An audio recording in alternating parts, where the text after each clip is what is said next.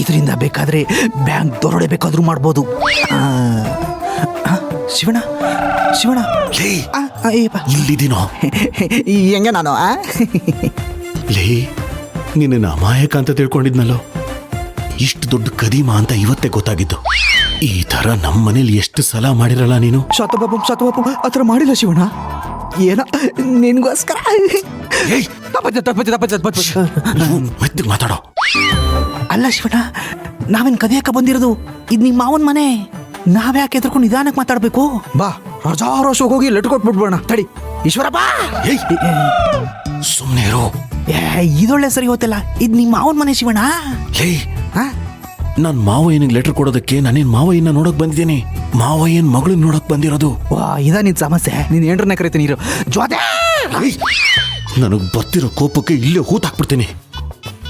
ನಾವು ಬಂದಿರೋ ಕೆಲ್ಸ ಏನೋ, ಈ ಲೆಟರ್ನ ಹೇಗಾದ್ರೂ ಮಾಡಿ ಜ್ಯೋತಿ ಕೈಗೆ ಸಿಗೋ ಹಾಗೆ ಮಾಡ್ಬೇಕು. ಸುಮ್ನೆ ಬಾ.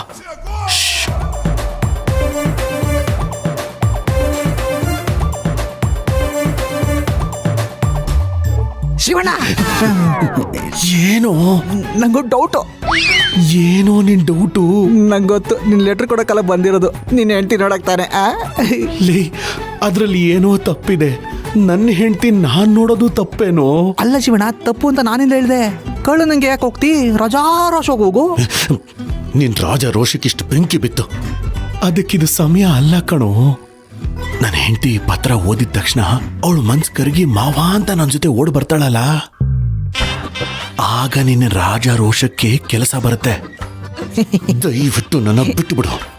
ಅಯ್ಯೋ ಶಿವಣ್ಣ, ಪತ್ರದಲ್ಲೇ ಎಲ್ಲ ಸಮಸ್ಯೆನೂ ಬಗೆಹರಿ ಆಗಿದ್ರೆ ಪ್ರಪಂಚದಲ್ಲಿ ಯಾವ ಸಮಸ್ಯೆನೂ ಇರ್ತಾನೆ ಇರಲಿಲ್ಲ. ಲೇ ದಡ್ಡ, ಎಷ್ಟೋ ಸಮಸ್ಯೆಗಳಲ್ಲಿ ಇಂಥ ಸಣ್ಣ ಸಣ್ಣ ಪ್ರಯತ್ನ ಮಾಡದೇ ಇರೋದಕ್ಕೆ ಸೋತು ಸತ್ತು ಹೋಗಿದೆ ಕಣೋ.